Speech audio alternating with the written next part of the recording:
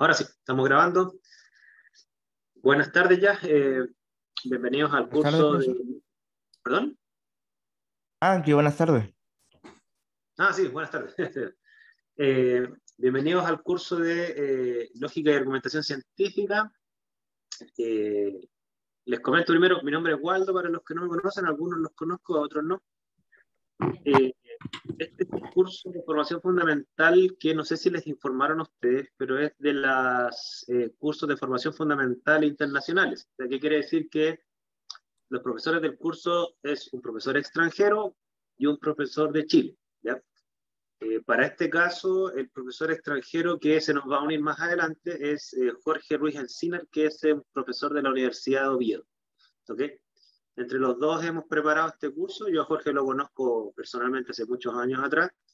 Y los dos, por coincidencia, ¿no es cierto? Siempre hemos, a nivel académico, hecho cursos que son de ciencia general, no solamente de una disciplina particular, y en el fondo tratar de que los profesionales se empapen de algunos aspectos científicos que son transversales a cualquier profesional. ¿Ok?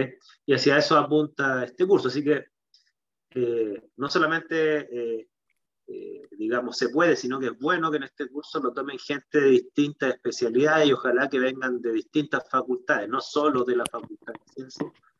En este curso no vamos a ver contenido científico, como el nombre lo dice, es un curso que vamos a ver aspectos lógicos, hay aspectos argumentales en lo que tiene que ver con defender opiniones o persuadir respecto de opiniones en temas que sean controversiales, ¿ya?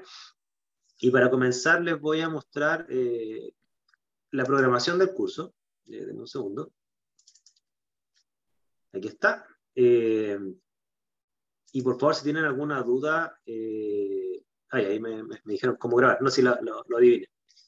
Si tienen alguna duda de lo que estamos viendo, por favor me interrumpen, no hay problema, ¿ya? Esta es la programación del curso. Bueno, ustedes ya saben, son 2 horas semanales, y esas 2 horas semanales implican, como los créditos PUCD, cada crédito son 3 horas académicas de dedicación, quiere decir que ustedes deberían dedicar a este curso 6 horas académicas semanales, 2 de las cuales son presenciales, que las que tenemos ahora, y las otras 4 ojalá impliquen lectura y repasar algunos contenidos, ¿ya? Eh, Aquí está la descripción del curso, lo que esperamos que ustedes logren a nivel de competencias, que puedan, como dice ahí, comunicar su idea de forma clara y coherente a través del castellano en un contexto académico y que demuestren capacidad científica, es decir, que ustedes puedan analizar, abstraer, sintetizar y hacer una reflexión crítica con el objetivo de resolver problemas, construir conocimiento, etcétera, pero en este caso, más que construir conocimiento, tiene que ver con defender y persuadir respecto de ideas. ¿Okay? Aquí está el contexto del curso, ustedes la van a poder leer, pero yo se los voy a decir verbalmente y ustedes me dirán por favor si están de acuerdo o no, ¿ya? Miren, uno de los propósitos por los cuales surgió este curso, con Jorge lo estuvimos conversando mucho, era que hemos visto un problema y una carencia que se ha dado en la formación universitaria actual. ¿Okay? ¿Cuál es el problema? El problema que hemos visto hoy en día, y yo tengo datos que avalan esto, ¿no es cierto? Es que, como dice ahí, con la irrupción de las redes sociales, nos hemos dado cuenta, no solamente nosotros con Jorge, hay estudios internacionales al respecto, que existe cada vez menos capacidad y tolerancia al debate de temas controversiales. ¿Okay? Hoy en día existe un concepto, que no sé si ustedes lo conocen, que se llama la cultura de la cancelación. Es decir, ante una opinión que podría ser considerada como polémica, la actitud, en vez de debatir, es cancelar, es decir, a través de la coerción física o psicológica o política, coartar la libertad de expresión de una persona. ¿Okay? El tema de la libertad de expresión es súper complicado porque ciertamente que hay ciertos contextos en donde coartar la libertad de expresión de una persona podría ser justificado. Por ejemplo, cuando una persona hace un llamamiento a la violencia, por ejemplo, hay que matar a esta persona. Obviamente que eso debería estar penado por ley. O sea, cualquier llamamiento explícito a la violencia no está en esta discusión. Pero, por ejemplo, cuando alguien manifiesta una opinión de un tema controversial, por ejemplo, les pongo un caso, en la última, por ejemplo, en la última elección presidencial en Chile, había una opinión muy polémica por parte del candidato que perdió, Kast, ¿no es cierto?, que decía: yo creo que el matrimonio es entre un hombre y una mujer, o sea, se negaba al matrimonio homosexual, ¿no es cierto? Esa es una opinión que es polémica, puede ser ciertamente que ofensiva para una persona que es homosexual, o que defiende, ¿no es cierto?, la igualdad, la igualdad de estos grupos, ¿no es cierto? Pero es una opinión que tiene argumentos, ¿ok? Y en estricto rigor no es un llamamiento a la violencia, es una opinión que ustedes la podrán considerar buena o mala, absurda o fundamentada, ¿no es cierto? Pero forma parte de un debate que socialmente existe, ¿ok? Y eso se ha dado en muchos otros casos. Entonces, eh, lo que se están dando cuenta, y esto partió con la Universidad Anglosajona, es que universidades que en el pasado defendían la libertad de expresión, incluso los estudiantes exponían sus vidas para defender la libertad de expresión porque había una cancelación por temas morales religiosos, o sea, habían grupos religiosos que coartaban la libertad de expresión para imponer una moral religiosa determinada, ¿no es cierto? Pues bien, esas universidades consiguieron, digamos, a través de movimientos estudiantiles y otros tipos de movimientos, ¿no es cierto?, consiguieron la libertad de expresión, pero ahora estas mismas universidades están volviendo a coartarla, pero bajo la presión de otra moral, que es una moral política. Entonces se está generando que las universidades, donde supuestamente se genera la cultura, o se formaliza la cultura, no digo que solo en la universidad se genera cultura, pero muchas veces pasa que las universidades formalizan las culturas, ¿no es cierto?, y donde supuestamente la libertad de expresión es la base para el trabajo académico, o sea, yo debería tener el derecho sin pena alguna de proponer mi idea y justificarla, aunque esté equivocado. Ahora en muchos círculos universitarios se está coartando la libertad de expresión, y esto no solamente tiene ribetes políticos, sino que también está inhibiendo que gente que está generando visiones de mundo se inhiban de decir lo que piensan por miedo a perder su trabajo, por ejemplo, ¿ya? Y por otro lado, lo otro que se están dando cuenta es que cuando se estima la tolerancia a la diversidad de opiniones, ¿ok?, en las generaciones jóvenes se está dando un tema psicológico que se llama la concepción tribal de la realidad. O sea, ¿cuál es la concepción tribal de la realidad? De pensar que la mayoría de la gente opina como uno, ¿ok? Y lo que se ha demostrado hoy en día es que las redes sociales están generando una concepción tribal de la realidad, porque normalmente los motores de búsqueda le entregan predeterminadamente sus gustos. Entonces, y como muchos círculos sociales hoy en día se están construyendo a través de las redes sociales, la gente, y como las mismas redes sociales los llevan a contactar gente que opinan como ustedes, ¿no es cierto? La mayoría de la gente tiene poco roce con gente que opina distinto, ¿ok? Y eso está generando poca tolerancia a la diversidad de opinión. Y la prueba de esto es cómo está incrementando la violencia psicológica entre grupos, entre jóvenes. Por ejemplo, en nuestra universidad, no sé si ustedes saben, eh, la estadística que hay del protocolo de acoso y hostigamiento, las denuncias que hay, ¿ustedes saben de quién vienen principalmente? No sé si sabían.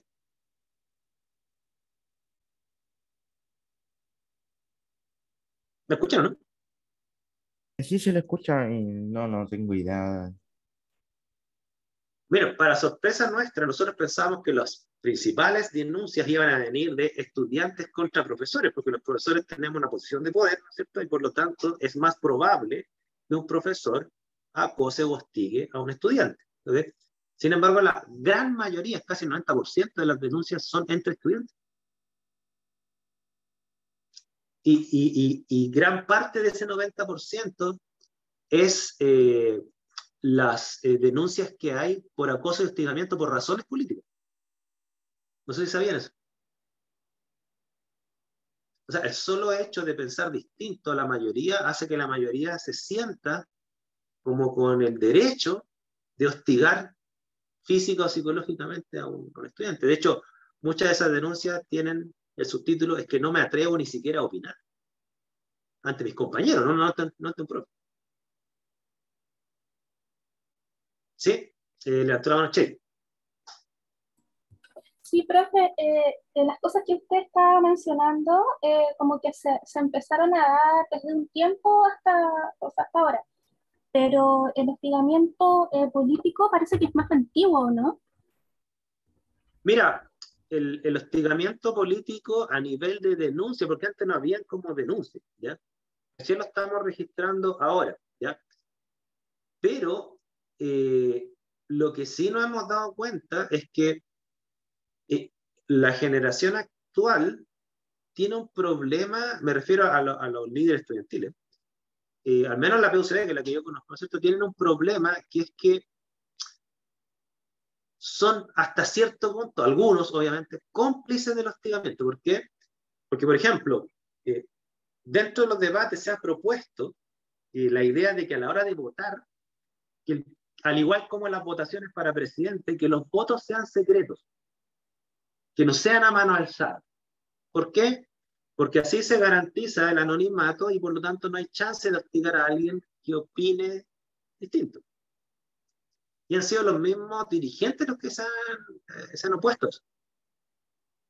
¿Ya? Y claro, algunos estudiantes han dicho que lo hacen para hostigarlos. Esas son las denuncias que llegan, no son especulaciones mías. Son las denuncias que llegan. ¿Ya? Eh, y ahora, respecto a tu pregunta, si se ha dado ahora recientemente, claro, ¿qué es lo que han mostrado los estudios científicos? Y esto ya no es a nivel de PUC, esto a nivel internacional. Ha mostrado que a partir más o menos del año 2011, la salud mental de los jóvenes, ustedes, ¿no es cierto?, se ha deteriorado enormemente. O sea, por ejemplo, los problemas de salud mental se han triplicado en mujeres y se han duplicado en hombres. ¿Ok? ¿Y qué es lo que han mostrado los estudios? Que justo coincidió con la masificación de las redes sociales. ¿Ok? ¿Qué es lo que están encontrando las primeras conclusiones de algunos psicólogos? Dicen, mira, el problema que se está generando hoy en día es, repito lo que acabo de decir, las redes sociales lo que han generado son nichos ideológicos, los cuales siempre han habido, digamos, pero que ahora son nichos ideológicos más extensos, porque normalmente la gente que se parapetaba en un nicho ideológico, normalmente era gente extremista. ¿Ok? ¿Por qué? Porque la gente antiguamente, por ejemplo, en mi época, cuando uno era adolescente, yo para hacerme amigo era amigo de los que estaban en mi población. Yo no elegía a mis amigos, o sea, los que estaban ahí, ¿no? ¿Ya? Y a mí me topaba de todo. Me topaba gente del Colo-Colo, gente de la U, gente de izquierda, gente de derecha, gente religiosa, gente atea. Tú estabas obligado a lidiar con gente que era distinta a ti. En cambio, cuando surgieron las redes sociales y bajó esta forma de armar redes sociales, que es la forma directa antigua, ¿no es cierto? Empezó a generar este incremento de poca tolerancia y además, ¿sabes lo que empezó a aumentar? Empezó a aumentar el bullying de las redes sociales. Y ahí los psicólogos, ¿qué es lo que dijeron? Dijeron, mira, esto explica por qué esto ha afectado más a mujeres que a hombres. ¿Por qué? Porque el matonaje entre hombres históricamente siempre ha sido físico. O sea, el matón hombre golpea al hombre débil, le pega. ¿Ya? Entonces, el radio de acción que tiene un matón, hombre en general, siempre ha sido, no sé, yo soy matón, le pego a 3 o a 4. ¿Ya? Históricamente el matonaje entre mujeres, por razones sociales, me imagino, ¿cierto? Estoy describiendo el hecho, no lo estoy valorando, ha sido psicológico. Las mujeres se agreden psicológicamente, muy rara vez se agreden físicamente. ¿Ok? ¿Y cuál es el problema? Que la matona mujer con red social incrementó su radio de acción. Antiguamente la matona mujer insultaba o agredía psicológicamente a sus compañeras de su sala, supongo, y ahora puede agredir una cantidad de personas enorme. ¿Ya? Entonces dicen que por ahí está pasando esto y entonces se generó este caldo de cultivo. O sea, poco roce con opiniones distintas, concepción tribal de la realidad y además matonaje por redes sociales. ¿Okay? Sumado además a una educación universitaria que se ha centrado mucho en aspectos profesionales, pero no en aspectos educativos cívicos.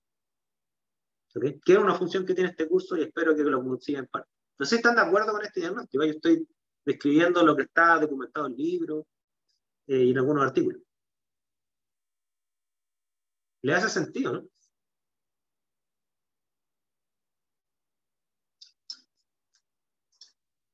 Los hechos profe, son... ¿Sí, sí?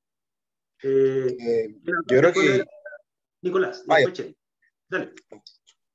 yo creo que últimamente igual se ha hecho como un cambio de conciencia en las redes sociales, aunque igual por lo que usted dice, capaz que sea solamente el nicho en el que estamos nosotros, pero por lo que se ha visto últimamente, igual se han hecho campañas como en el caso los movimientos feministas, un caso de sororidad entre mujeres, por lo que usted está diciendo de que aumentó la violencia psicológica por las redes sociales, pero ahora como que igual, gracias a las redes sociales también se han hecho como algunos cambios que han sido positivos. O sea, en lo último tiempo, por lo que yo he visto, y lo otro que le iba a decir, no, se me fue la idea, pero no sé si me entiende el punto en que llego. ¿Mm? Sí, sí, te entiendo el punto antes de dar la palabra a Chey. Yo creo que ese punto me es difícil valorarlo porque yo creo que si esto ocurrió hasta hace poco, vamos a ver si las estadísticas futuras muestran, por ejemplo, que la salud mental se está recuperando, por ejemplo, que las cancelaciones universitarias están disminuyendo, por ejemplo, que las funas solo por razones ideológicas también están disminuyendo. Si así eso se diera así, entonces, claro, tú tendrías la razón. En este momento yo no tengo evidencia porque imagino que la evidencia va a tomar años en que se genere. Cheri.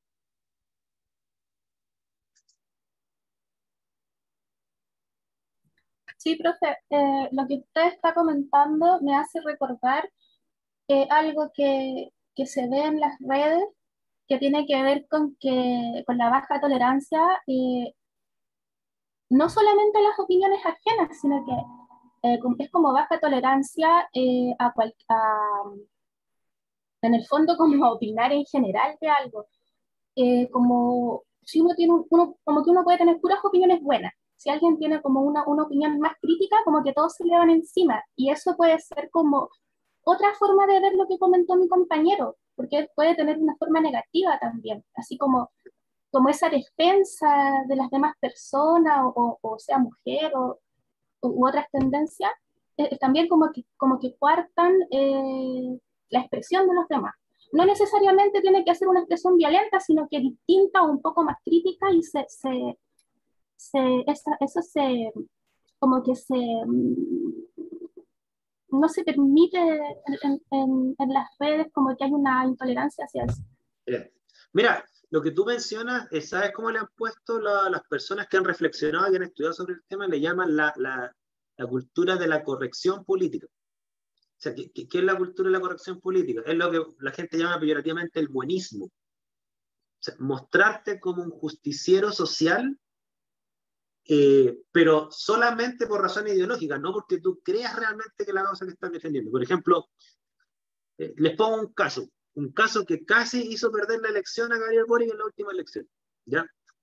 Eh, el grupo político de Boric tenía una opinión, desde mi punto de vista, buenista respecto a la inmigración. O sea, ¿cuál es la postura buenista? No hay, no hay que controlar la inmigración. Todas las personas como le dije, todas las personas son igual de valiosas y por lo tanto si una persona que viene huyendo de una dictadura o de lo que sea, o de una guerra, necesita entrar, hay que dejarlo entrar a todos. Eso suena bien, ¿no es cierto? Porque obviamente que sustentan un valor que la mayoría de la gente, toda la gente comparte, ¿no es cierto? Que es el valor de la vida y ayudar al prójimo, ¿no? Pero, ¿cuál es el problema? Que esa concepción buenista, lo que mostraron los hechos es que terminó chocando con la realidad. ¿Por qué? Porque las ciudades que recibían a esta inmigración descontrolada, ¿ok? Las personas se deterioraron enormemente su calidad de vida. Y ustedes lo vieron, me imagino yo, en la televisión. ¿Ok? O sea, y eso le pasó factura a Boric. De hecho, en los lugares donde peor le fue en estos lugares, junto con su postura respecto a la violencia en la Araucanía. ¿Ok? Entonces, claro, muchas veces los valores que uno tiene que ponderarlos con la realidad. Entonces, claro, estamos claros que la mayoría de gente de bien le gustaría recibir a toda persona que necesite ayuda. Eso no está en discusión. El problema está que a veces hay restricciones materiales que impiden que uno haga lo que le gustaría. ¿ya? Es como que ustedes tienen una casa, tienen 3 habitaciones, a ustedes les gustaría salvar al mundo, pero en su casa caen 3 personas. No sé si me explico. Y claro, el solo hecho de, como dices tú, de dar una opinión crítica contra lo que es bueno, pero una opinión fundamentada, basada en las restricciones de la realidad, independiente de que ustedes estén de acuerdo o no con esta visión de la migración controlada. Pero el solo hecho de decirlo a veces te lleva a que te violenten. ¿Cómo se te ocurre a ti pensar tal por cual que estás en contra de los inmigrantes, eres un racista? Y te empiezan a poner adjetivos calificativos, siendo que a lo mejor una persona puede decirlo con argumentos que no tienen nada que ver con la raza. No sé si me explico. Esa es la cultura de lo políticamente correcto. O sea, es muy fácil dar opiniones buenistas, o sea, para quedar bien ante el público. Pero muchas veces la realidad hace que uno tenga que hacer cosas que no puede hacer cosas, o que tenga que hacer cosas que nuestros valores dicen que no son buenas, pero las restricciones de la realidad me impiden hacer lo que yo quisiera o debería. ¿Okay? O sea, imagínense, ustedes ganan 1 millón de pesos mensuales y tienen un mendigo que le pide dinero. ¿Okay? Y ustedes le dan dinero. Y viene una persona buenista y le dice, ¿cómo se te ocurre darle tan poco? ¿Tú crees que con eso esta persona va a salvar su vida? Eres un inconsciente, deberías darle todo tu sueldo. Eso sería un buenismo. No pondera la realidad. ¿Okay? ¿Le ha pasado esto a usted, no?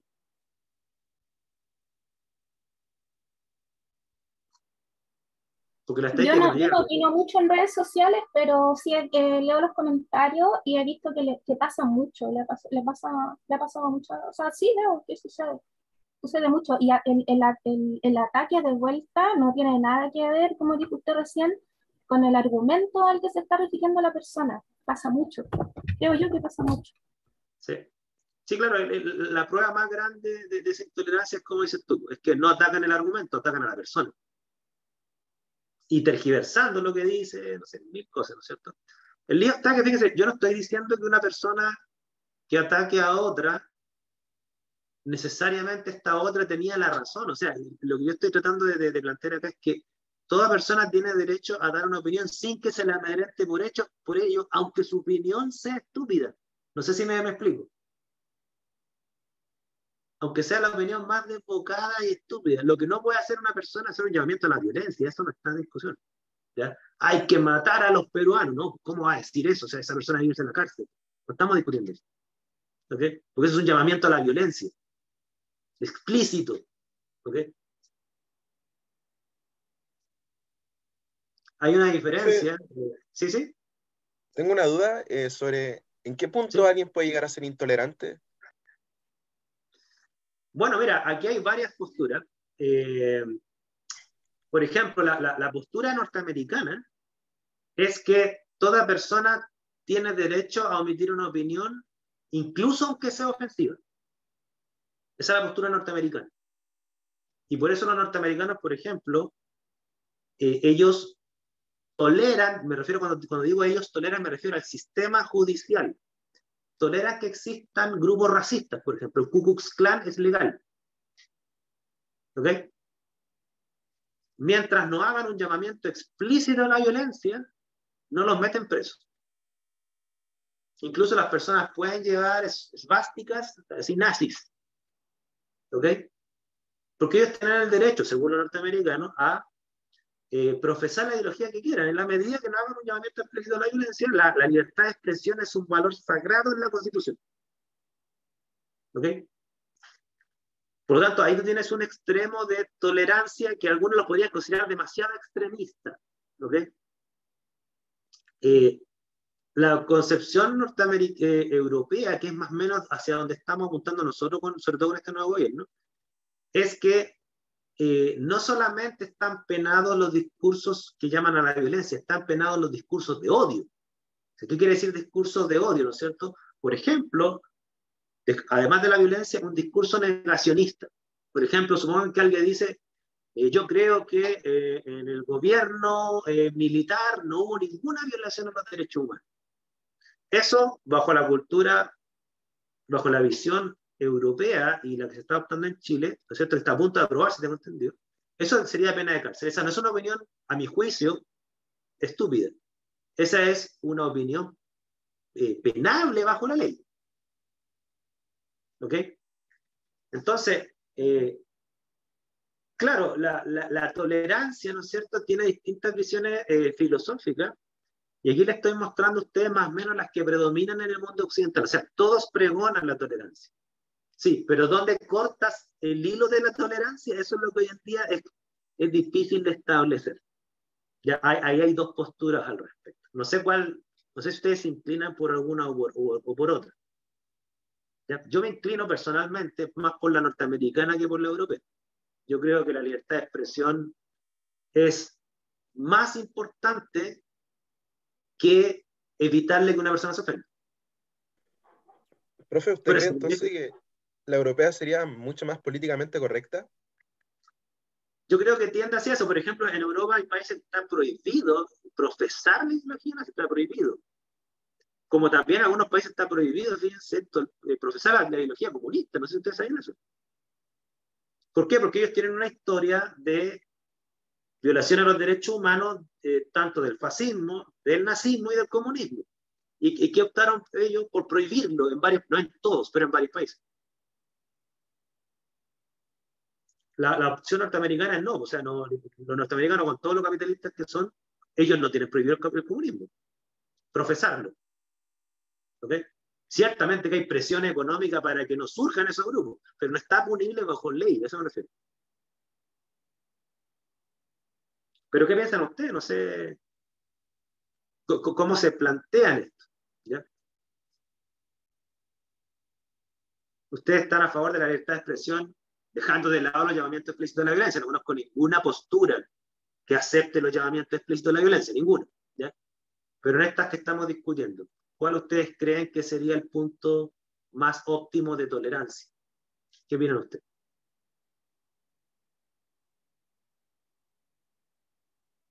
Porque en este curso dice, ustedes tienen que desarrollar actitudes de tolerancia, pero nosotros no, tampoco, en estos casos extremos no es difícil decir, aquí está el punto de corte. ¿Quieren decir algo? Disculpen, han interrumpido alguien. ¿Se escucha? Que no sé si está Sí, bueno el... súper bien. Ah, bacán. Escucha, yo creo igual en que la norteamericana es como, al menos la que yo también me siento como más cómodo, porque en temas de, no sé, prohibir como el negacionismo, como cosas de ese estilo que menciona de la europea, que es como ir a cárcel al tiro, de repente se pueden volver como eh, bacanes para algunas ciertas personas, no sé, como, oh, está prohibido el negacionismo, así que seamos negacionistas porque, no sé, para ir en contra de lo establecido. Siento que igual puede ser como peligroso empezar a prohibir cosas para, no sé, para silenciar, como entre comillas, porque puede salir como en contra igual. Sí, mira, lo que tú mencionas es uno de los argumentos, no el único, es uno de los argumentos por los cuales yo me inclino más por la postura norteamericana. Hay un pensador que se llama Thomas Sowell, que él dice, si tú quieres saber si una restricción estatal puede ser peligrosa, tienes que pensar lo siguiente, ¿qué pasaría si tu enemigo político, por ejemplo, está al mando del Estado? Entonces, claro, si tú dices, por ejemplo, vamos a considerar discurso de odio que nieguen los violaciones a los derechos humanos en la dictadura militar, cosa que yo considero que yo creo que existió, o sea, yo estoy absolutamente en contra de la dictadura militar y considero que una persona que lo niegue está emitiendo una opinión o cerrada o tonta. ¿Ya? Esa es mi opinión, de lo que ustedes dejen dejarlo claro. Pero ¿por qué a pesar de eso yo me niego a que el Estado, bajo coerción estatal, meta a esta persona en la cárcel? Es tanto porque ¿qué pasaría si después el gobierno es de ultraderecha? Y entonces le aplicaría lo mismo a sus rivales políticos. Porque así como existe la ultraderecha, también existe la ultraizquierda. ¿Ok? Entonces, ¿qué pasaría cuando el gobierno sea de ultraderecha? Que puede serlo. ¿Ok? No te quejes después que aplique lo mismo para llamarte a ti negacionista de los crímenes o asesinatos de la ultraizquierda a nivel mundial. Porque quizá en Chile no ha habido, tengo entendido, violación de los derechos humanos de la ultraizquierda, pero a nivel mundial había un montón. Sé que aquí no hay ideología que no tenga sangre en su historia. Yo no conozco ninguna, ni la religiosa. Hasta los budistas tienen sangre en sus manos. ¿Ok? Entonces, ese es un argumento por el cual yo estoy en contra. Y la otra razón tiene que ver con la naturaleza humana, fíjese. Esta una vez lo leí en un libro de Voltaire. Finalmente, cuando tú vía coerción o violencia física callas a alguien, tú no lo haces cambiar de opinión, tú lo vuelves más radical, ¿no? Es la única forma de hacer cambiar de opinión a quien profesa una ideología absurda o peligrosa es persuadirlo, no es coartarlo físicamente. Esa persona con violencia tú no lo vas, o con cárcel tú no lo vas a hacer cambiar de opinión, tú lo vas a volver más radical. Esa es mi opinión, ¿ya? Pero obviamente ustedes pueden estar en desacuerdo, si es un curso de debate, todo lo que ustedes quieran. Les vamos a enseñar a argumentar eso, ¿sí? Dudas, consultas, comentarios. Vamos a tocar puros temas conflictivos acá. Y aquí, por favor, les pido no va a haber censura, ¿ok? Salvo que ustedes hagan un llamamiento explícito a la violencia, ahí sí que se escaparía de, digamos, de los márgenes de este curso, ¿ya? Y por lo mismo, no vamos a tolerar en este curso adjetivos calificativos, porque son agresiones. Tú eres tonto, tú eres imbécil, eso no lo vamos a permitir, porque esas son agresiones. Y para debatir hay que partir de dos principios básicos. La buena fe, o sea, partir de la base que la persona que tengo al frente opina legítimamente y cree lo que está opinando, ¿no es cierto? Y segundo, el respeto, porque nos tenemos que escuchar y no tenemos que anular a la persona que tenemos al frente. O sea, que anularlo quiere decir no dejarlo debatir. Y claro, una forma de no dejar de debatir a alguien es insultarlo para sacarlo de sus casillas, ¿ya?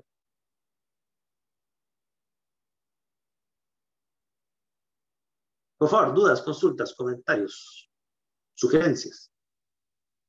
Sí, Cheri. ¿Sí? Profe, esa tendencia, la tendencia europea de legislación, como que, ay, ¿cómo se dice? Como, de que no Sí, se sí, claro. pueda, ya, Son tendencias que tienen un trasfondo filosófico-político, sí. ya. ¿Se sabe si va en aumento? Porque va en aumento en el sentido en que se está extendiendo a otros países, por ejemplo a Chile, pero que se vaya profundizando en sí misma, como que cada vez se prohíban más cosas, por lo mismo que se da en las redes sociales, como que la tendencia es para allá o no, estoy exagerando mucho. Mira, a ver, yo no soy sociólogo, por lo tanto lo que te voy a decir, igual chequéenlo, ¿ya? Yo creo que va en aumento, ¿por qué razón? ¿Y cuáles son mis argumentos?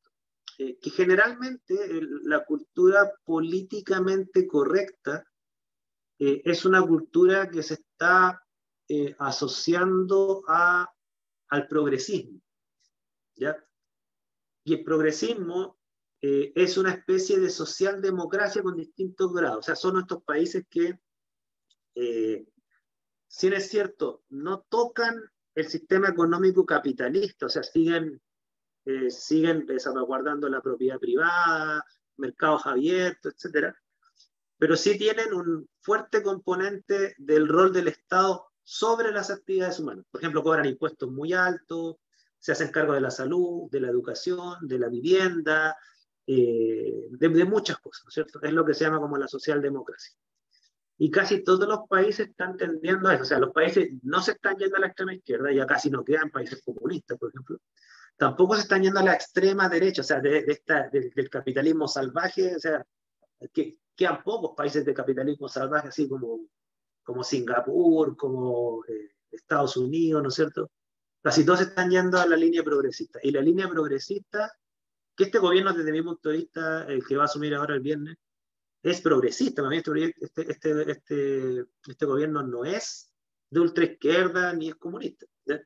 Este es progresista, ¿ya? Porque si ustedes se han dado vuelta, por eso le pusieron a Boric el voltereta, ¿no es cierto? Claro, su discurso dejó Boric joven, cuando no tenía en su cabeza que iba a ser presidente, era de izquierda media comunista, ya sea, él quería nacionalizar todo, pero el Boric, cuando ya se vio que estaba a punto de ser presidente, bajó su discurso a la socialdemocracia absoluta, ¿ya?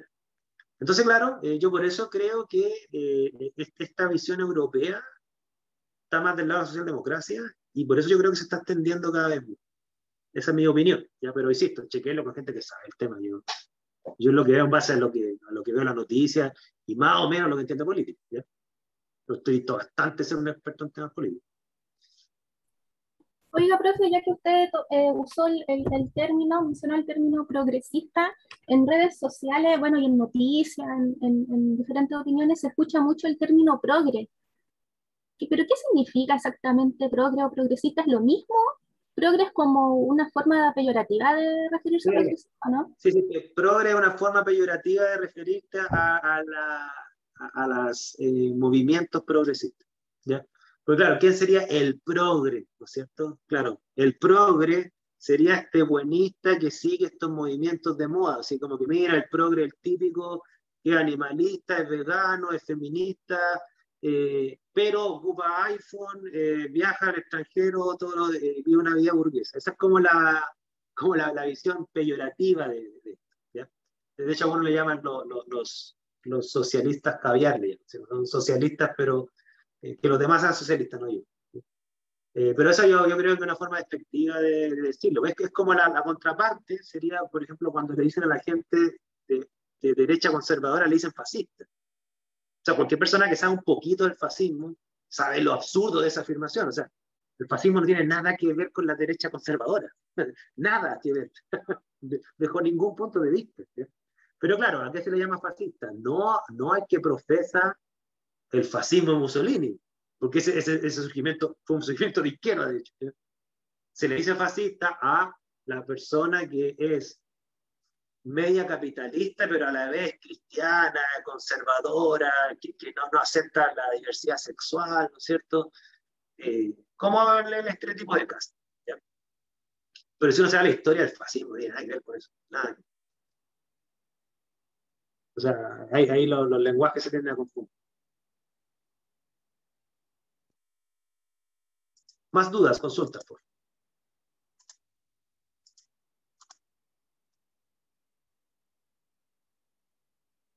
Como ustedes ven, yo doy mi opinión así, abiertamente. Charity, ¿levantaste la mano o te quiero levantar? Se me había quedado levantada, profe, pero igual tengo una consulta. Dale, dale. Usted se refiere el término fascista, como que se entiende, como que se entiende con un significado que no tiene en verdad. No. Y se masificó mucho como un significado errado. ¿Y eso por qué se habrá dado? La historia no tengo idea. No tengo idea. Lo que lo hacen los lenguajes cambian, ¿ya? Y los conceptos se van, algunos le llaman, o sea, una frase que académicamente es bonita. Yo te la frase bonita y la frase fea. La frase bonita es, los conceptos se van resignificando, ¿ya? La frase fea es, los conceptos se van tergiversando, ¿ya? Y claro, como la mayoría de la gente no es rigurosa con el lenguaje, pero se da a entender con conceptos tergiversados, bueno, termina transformándose en eso. A mí personalmente no me gustan las tergiversaciones conceptuales porque cuando los conceptos significan muchas cosas, después no significan nada. Entonces uno no puede ni siquiera tener un debate con conceptos vagos. Claro, para mí el concepto fascista, como se está ocupando actualmente, es un concepto ridículamente vago porque todo entra ahí. O sea, desde el tipo que es capitalista pero es pro matrimonio gay, al tipo que es cristiano pero es socialista, al tipo que, no sé, que explota a sus trabajadores, a todos se le llama fascista. Para mí no tiene ningún sentido. ¿Ya? O sea, para mí, una cosa es ser conservador religiosamente, ese es un término conservador, listo. Una cosa es ser ultracapitalista, que no tiene nada que ver con ser necesariamente conservador. Una cosa es ser comunista marxista, una cosa es ser comunista maoísta, o una cosa es ser socialista. Y ahí uno puede conversar en temas complejos. ¿Ya? Si no, la cosa se transforma en un diálogo solo. ¿Ya? ¿Por qué elegí eso? No lo sé, no entiendo la historia. Hay algunos libros que han salido que tratan de explicarlo, pero han sido libros que han sido destruidos académicamente.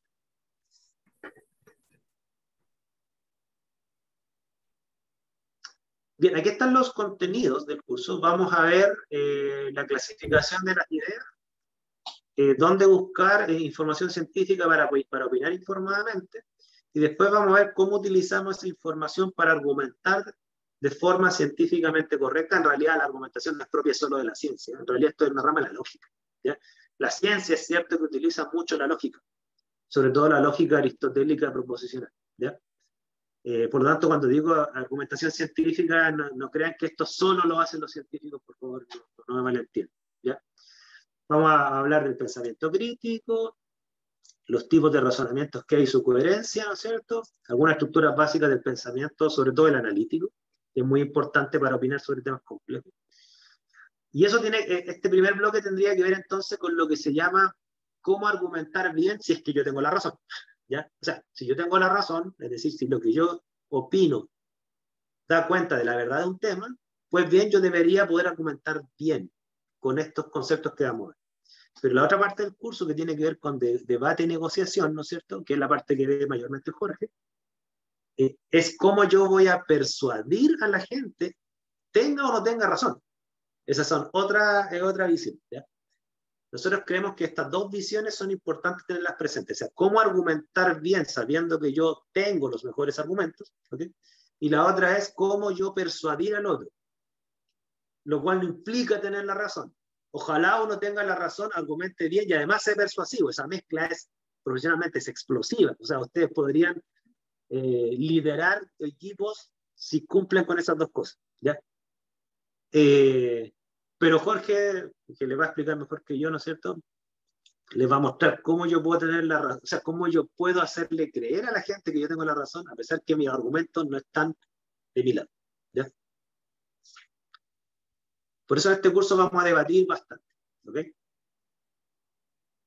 Entonces vamos a hacer debate, vamos a construir algunos ensayos, vamos a buscar información científica y vamos a opinar por escrito y de forma oral a lo largo de este curso, ¿ya?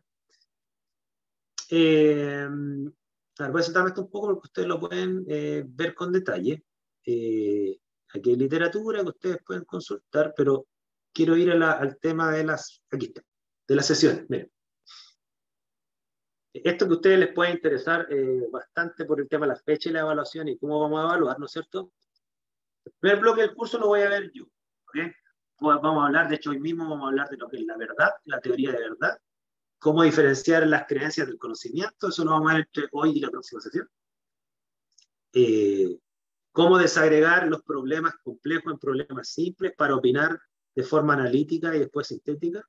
Cómo justificar, eso también lo vamos a ver.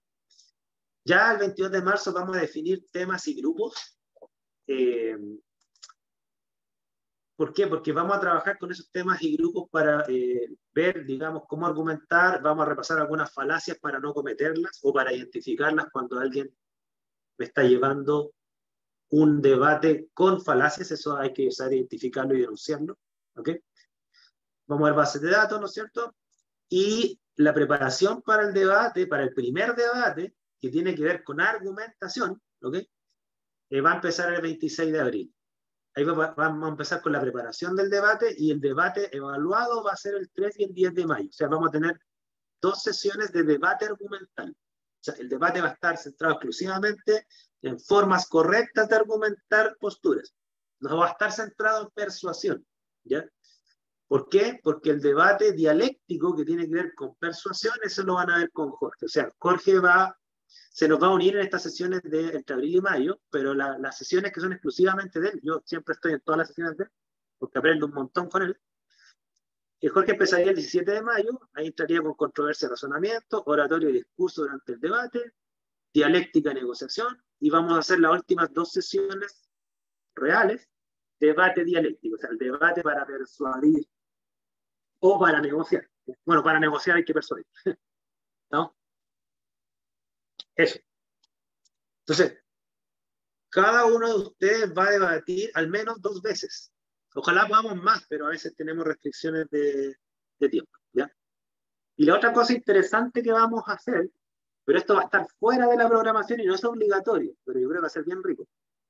Como ya le mencioné, Jorge es de la Universidad de Oviedo. Él también tiene un curso similar a este, él le da los énfasis, obviamente distintos que yo.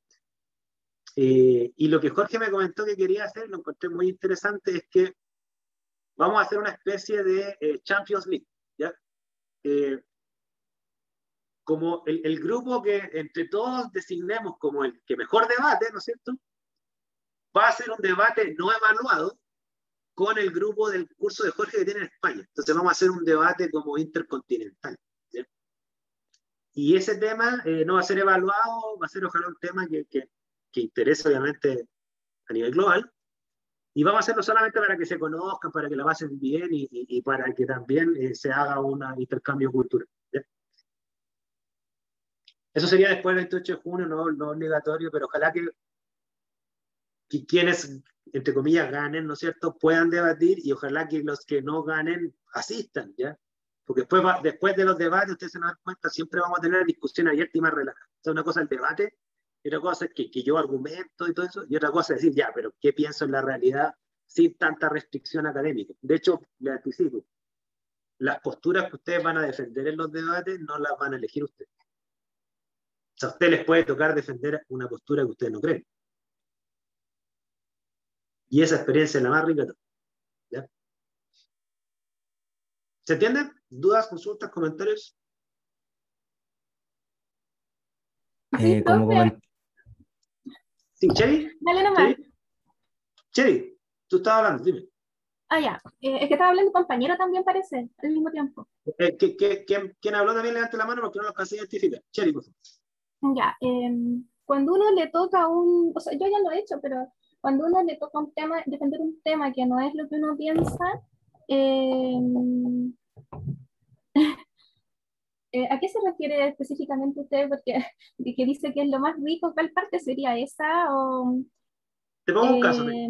Te pongo un caso. no sé, cuando lo he hecho, no sé cuándo, qué herramientas he usado para hacerlo en realidad. Mira, te pongo un caso. No mucho, en verdad. Es que mira, analicemos, mira. Aquí en esta tabla yo estoy mostrando temas que como Jorge hemos elegido para este curso. Los temas de la izquierda son los temas que se prestan para el debate argumental y los temas de la derecha son los que se prestan para el debate dialéctico, ¿ya? Normalmente los temas dialécticos son temas más de índole moral. Los temas argumentales son temas más de índole científico, ¿no es cierto? Supongamos que el tema es el sueldo mínimo garantizado.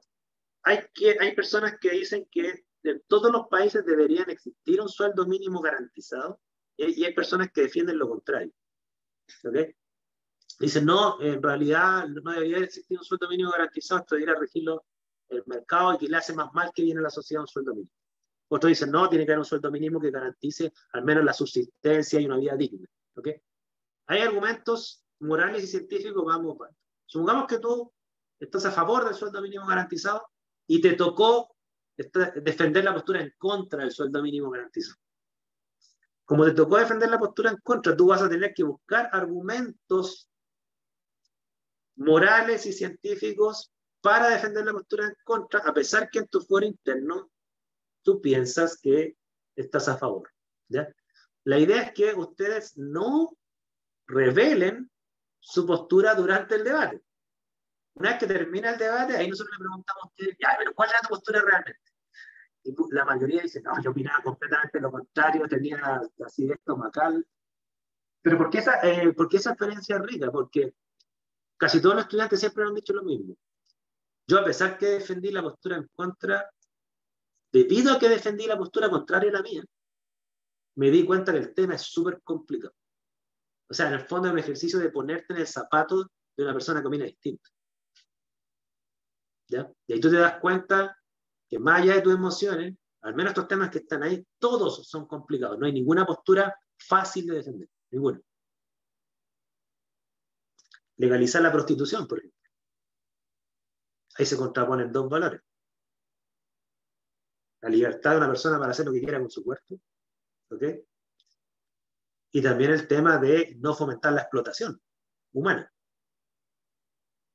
¿En cuál postura están? Porque las dos posturas tienen pros y contras y no es tan fácil decir esta es la postura correcta porque debaten. O sea, el hecho de que sean temas que se debaten es porque son complicados. ¿Ok? Cristian, tú habías levantado la mano, después la bajaste. Sí, no, era como para agregar un comentario que justo le iba a preguntar acerca de si íbamos a tener que elegir las posturas o no me voy a poner en situaciones medias complicadas, porque me parecía interesante que nos pusieran en situaciones complicadas para argumentar, porque también pienso exactamente lo mismo, o sea, es una forma más rica del argumento y además que es sorprendente de repente que pueda ganar, por ejemplo, en un debate de pro aborto o contra aborto y toda la gente es pro aborto, pero gane el que va en contra del aborto porque argumentó mejor. Sí, sí, o sea, te obliga a dos cosas, te obliga a, que esto es un ejercicio profesional bien importante. Ustedes cuando trabajen, si es que trabajan en una institución tradicional, así como jerárquica, con jefatura, ¿no es cierto? Va a ser muy común que ustedes tengan que defender posturas que las cuales ustedes no están de acuerdo, porque ustedes tienen que defender los intereses de la empresa, no los de ustedes. ¿Ok? Ojalá coincidan ambos, digamos, pero a ustedes les pagan por defender los intereses de la empresa. ¿Estamos? Y ese ejercicio es bueno hacerlo si es que a usted le interesa preservar un trabajo. Y nadie le está diciendo que van a defender posturas ilegales. No, no. Hay posturas que a usted no le gustan, pero son legales. ¿Ya? Y el otro es que implica desarrollar tolerancia. O sea, la única forma de desarrollar tolerancia es que ustedes tengan los roces más estrechos posibles con quienes supieran distintos, si esa es la idea. Yo la otra vez estaba viendo un debate en YouTube y me acuerdo una frase muy buena, estaban tocando ese tema de la libertad de expresión. Me acuerdo una frase muy buena que dijo un tipo. Estaban hablando de un tema polémico, no recuerdo cuál, ¿no es cierto?, en una universidad. Y se paró un grupo de estudiantes a no dejar hablar al expositor. ¿Ya? Y cada vez que hablaba, gritaban, cada vez que hablaba, gritaban. Y llega y el tipo le dice, mira, no sé si lo voy a transcribir textual, pero al menos el mensaje creo que sí. Les dijo, me llama mucho la atención que las personas que están al frente, los cuales, por las consignas que tenían, las pancartas que portaban, ¿no es cierto? Claramente ustedes están a favor de la diversidad sexual. Sin embargo, hay otra diversidad que ustedes tienen que entender, que es la diversidad de opinión. No se puede estar a favor de la diversidad sexual y no a favor de la diversidad de opinión. O defiendes o no defiendes la diversidad. ¿Ok? Y los estudiantes quedaron descolocados. Porque si la diversidad es un valor, se tiene que ver reflejado en defender la diversidad sexual, la diversidad de opinión, la diversidad de proyectos de vida, la diversidad religiosa, lo que ustedes quieran. ¿Ya? Eso encuentro interesante.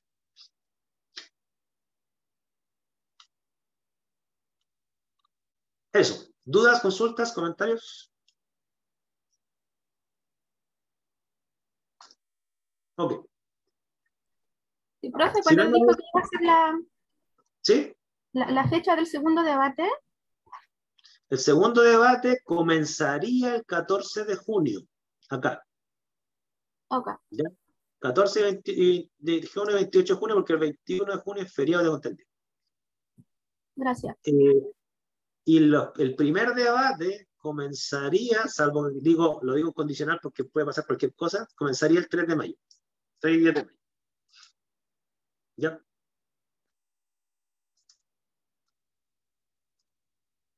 Miren, el primer tema que vamos a tocar, hoy lo vamos a comenzar, obviamente la próxima sesión lo vamos a profundizar, pero quiero aprovechar hasta el último minuto, es el tema de la verdad.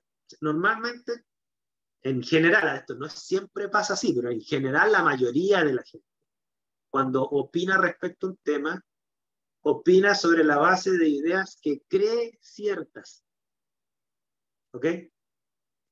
Sin embargo, hay que tener muy claro qué entendemos por verdad o por idea verdadera, ¿no es cierto? En ciencia, como también en general. Nosotros aquí vamos a darle un ribete científico al concepto de verdad, porque vamos a utilizar bases de datos científicas para opinar al menos en los temas de debate argumental.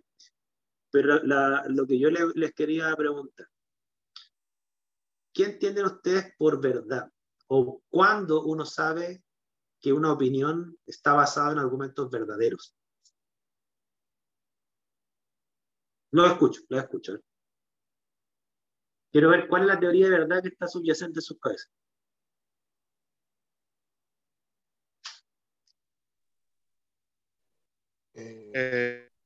Escucha, yo tuve un curso de epistemología el semestre pasado, entonces igual ¿Ya? pasamos un poco esto, ¿Súper? y más que nada se veía la verdad como aquello que es en el mundo, fuera de lo que uno piense, fuera de cualquier, es lo que es y lo que está, no se puede como, por mucho que yo lo vea de otra forma o otro que lo vea de otra forma, la verdad está ahí como en el mundo. No sé si Sí, sí, se sí, me mira. entiende. Tú utilizaste la categoría de mundo, ¿cierto? Entonces, la verdad sería, voy a utilizar las tres respuestas que están dando acá. La que acaba de decir, creo que lo dijo Cristian, no recuerdo bien. Lo que dice Maximiliano, ¿no es cierto? Yo entiendo que sea algo que ya está demostrado, comprobado, basado en hechos o ideas. Usted utiliza tres conceptos. El mundo, los hechos y la comprobación. ¿Sí? Ahora, si uno uniera esto en un discurso, existe una teoría de verdad que precisamente une esos tres conceptos. ¿Qué es lo que dice esa teoría de verdad? Dice, mira, eh, dice, la verdad, ¿no es cierto? Es una categoría que se le endosa o un atributo que se le endosa a tus proposiciones.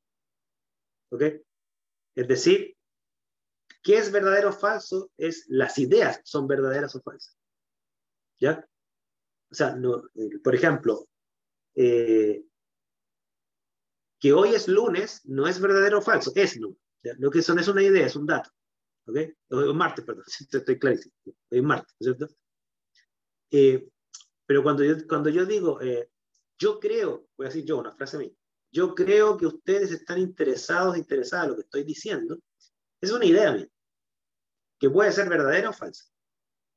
¿Ya? ¿Cuándo sería verdadera? De acuerdo a una visión de la verdad, no la única visión de la verdad. ¿Cuándo esa idea sería verdadera? Cuando es un hecho que ustedes están interesados en mí. Es decir, ustedes, yo, que somos parte del mundo, ¿no es cierto? Como yo me estoy refiriendo a una parte del mundo, a ustedes, pues bien, si es que en la realidad ustedes están interesados en mí, entonces eso sería un hecho y por lo tanto mi idea se corresponde con ese hecho, sería una verdad. ¿Ok? Otro ejemplo, supongamos que yo digo, Sherry tiene 10.000 pesos en su mano. Esa afirmación puede ser verdadera o falsa. ¿De qué va a depender? Que sea verdadero o falso. ¿De que tenga la plata realmente? De que en la realidad tú tienes la plata o no la tienes. O sea, de si el hecho es real o no. ¿Ok? Si el hecho es real, quiere decir que mi afirmación es verdadera. Si el hecho no es real, quiere decir que entonces no era un hecho, ¿no es cierto? Está todo en mi imaginación y por lo tanto esa idea es falsa. En este momento la única persona que puede decir si esa idea es verdadera o falsa es Cherry. Nadie más. ¿Ok? ¿Se entiende?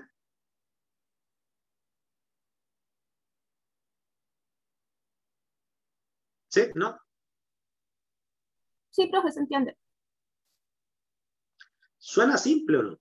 ¿O es muy complicado? Por el momento suena así, no suena muy complicado. Ok. La teoría de la verdad es lo que acabo de mencionar, que la teoría de la verdad por correspondencia es fácil de describir, ¿ya? Sus consecuencias son medias complejas, que las vamos a ver a continuación. ¿Vale? Lo que dice Rodrigo acá. Yo creo que la verdad es la congruencia con el sesgo que desarrolla cada persona. Como por ejemplo, para el año 1000 los microorganismos no eran reales, aunque existían. Ya, mira, lo que menciona Rodrigo, en estricto rigor, no sería la teoría de la verdad por correspondencia. ¿Ya? Respecto a los microorganismos, como dice Rodrigo, ¿cuál sería la teoría de la verdad por correspondencia? Si yo digo, hay un caso bien famoso de esto. Una vez salió una noticia en una revista de divulgación que decía, se ha descubierto que la muerte de Tutankamón, la causa de la muerte de Tutankamón. Tutankamón, afirmación, murió de tuberculosis. Esa era la afirmación. ¿Ok? Cuando uno leía la noticia decía, se ha descubierto o develado, como quieran llamarle, ¿no es cierto?, la verdadera causa de la muerte de Tutankamón por tuberculosis, por cuanto encontraron el bacilo de Koch o restos del bacilo de Koch en la momia, ¿no es cierto?, que te había de él, ¿ya? Entonces, ¿qué diría la teoría de la verdad por correspondencia? Decía, esa afirmación es cierta si efectivamente fue un hecho del pasado que murió Tutankamón a causa del bacilo de Koch que le generó la tuberculosis. ¿Ya? Eso diría la teoría de la verdad por correspondencia. Si murió de esa causa, esa afirmación es cierta. Si no murió de esa causa, esa afirmación es falsa. ¿Estamos? ¿Estarían de acuerdo con esa visión de la verdad o no? Porque después voy a tocar lo que dice Rodrigo, que no es exactamente eso. ¿Les gusta esa teoría de la verdad? Si mis ideas cuadran con los hechos, es verdadera. Si no cuadran con los hechos, es falsa. Se acabó la discusión. ¿Sí? ¿O no?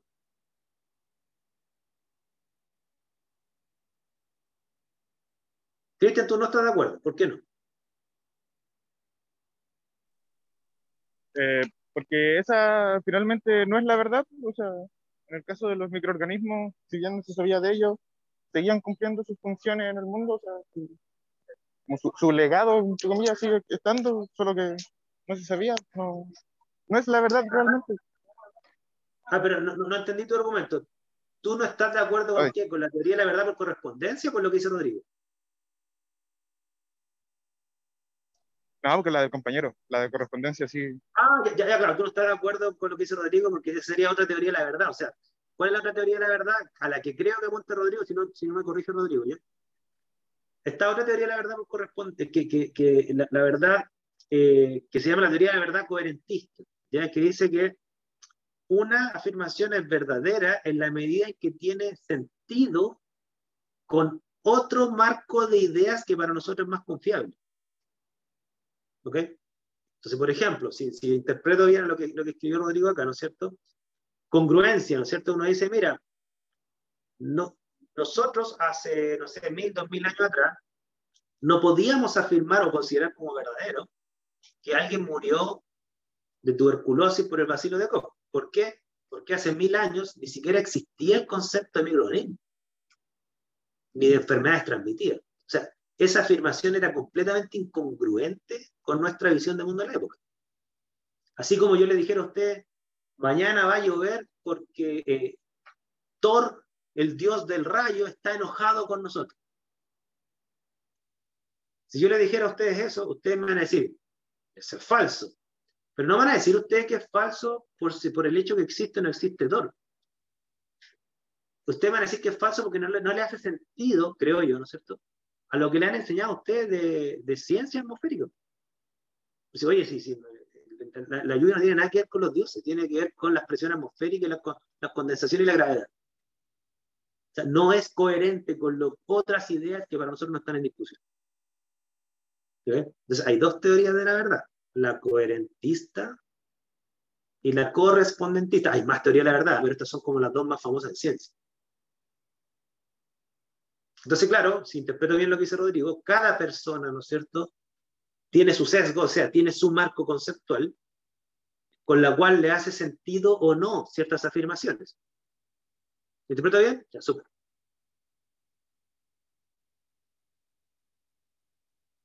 ¿Me siguen o no? Si no, vamos a otro ejemplo. ¿Ya?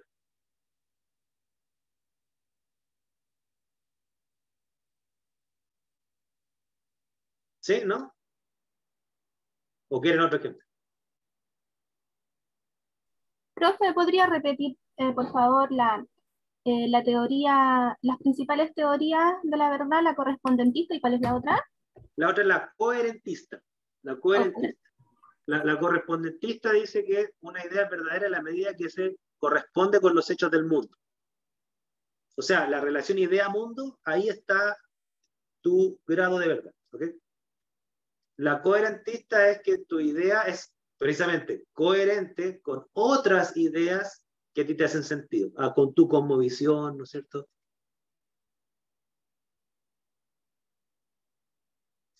Nosotros lo que vamos a mostrar en este curso es que en estricto rigor nosotros utilizamos ambas teorías, no utilizamos solo una. A pesar que la mayoría de la gente tiende a creer que en ciencia utilizamos solo la correspondentista y no la coherentista, yo les voy a mostrar que la teoría coherentista también la ocupamos, y la ocupamos mucho, sobre todo cuando argumentamos. Pero uno lo hace casi intuitivamente. ¿Ok? Perdón. ¿Dudas, consultas, comentarios? Pero, profe, esas teorías de la verdad, ¿qué tan absolutas son en la práctica, por así decirlo? Porque también tiene mucho que ver la realidad de cada persona y un montón de cosas que no sé si las vamos a ver en el curso. Algo vamos a tocar, sí, pero claro, desde mi punto de vista, como toda teoría que es una propuesta humana, o sea, no viene develada por conversar con el creador, ¿no es cierto? No hay nada absoluto, o sea, son propuestas que tienen mayor o menor peso, ¿no es cierto? Tienen detractores adherentes. Mi percepción es que en general las teorías coherentistas son más propias, en general, no es universal, más propias de gente que tiene una formación más humanista. Y las teorías correspondentistas tienden a utilizarla más la gente que estudia ciencias naturales. Eso es lo que yo he visto, ¿ya? La forma argumental, retórica, racional, ¿no es cierto?, es súper propia de la gente de humanidades. Yo soy lo que, y la gente de ciencias naturales hasta somos medio torpes para eso, ¿ya? Sin embargo, a la hora de buscar el dato y la evidencia, la gente de ciencias naturales es súper rigurosa y la gente de ciencias sociales o humanidades tiende a utilizarla menos o a no comprenderla tanto, ¿ya? Porque el concepto de evidencia le es más propio a la gente de ciencias naturales que a la gente de humanidades. Lo que nosotros vamos a promover en este curso es que ustedes utilicen ambas, porque ambas tienen fortaleza y debilidad, ambas. Y ambas juntas hacen una buena argumentación. ¿Ok? Creo que dice Rodrigo, según yo he leído, la idea correspondentista viene siendo como la física clásica y la teoría coherentista, que es como la física relativista. Mira, Rodrigo, yo no soy físico, yo soy químico, entiendo la teoría de la relatividad y entiendo la física clásica, ciertamente. Lo poco que sé de historia de la ciencia es que en ambos casos han estado ambas presentes. Lo que sí tiendo a coincidir contigo es que históricamente la teoría de la relatividad surgió como una propuesta teórica súper coherentista en el sentido de que resolvía ciertos problemas y era coherente con otras ideas, ¿ya? Hacía coherente la física newtoniana con la de Maxwell, ¿no es cierto? Pero luego de los años fueron a buscar evidencia. O sea, Einstein se hizo famoso después del eclipse, no antes. O sea, ahí explotó en fama, digamos, ¿ya? Cuando se demostró o se contrastó las predicciones de su teoría con datos que predecían cosas. Yo hasta el día de hoy me sorprende, ¿ya? La distorsión de los trayectorias de la luz, el tiempo que cambia, etc. ¿Ya? Pero yo creo que en toda teoría, al menos las que conozco de ciencias naturales, están presentes las dos cosas. O sea, toda propuesta busca ser coherente con otras ideas y busca además la evidencia empírica a favor. ¿Ya? Vamos a ir viendo eso en el curso. Me pidió el tiempo, no les quiero quitar tiempo de almuerzo. ¿Ya? Entonces nos vemos el próximo martes y ahí vamos a entrar ya en terreno con diapositivas y les voy a subir algunas lecturas, etc. ¿Ya? Por ahora esto fue una breve introducción. Espero que les guste. Nicolás, dale más. Sí, dale, voy a parar de grabar. Dame un segundo.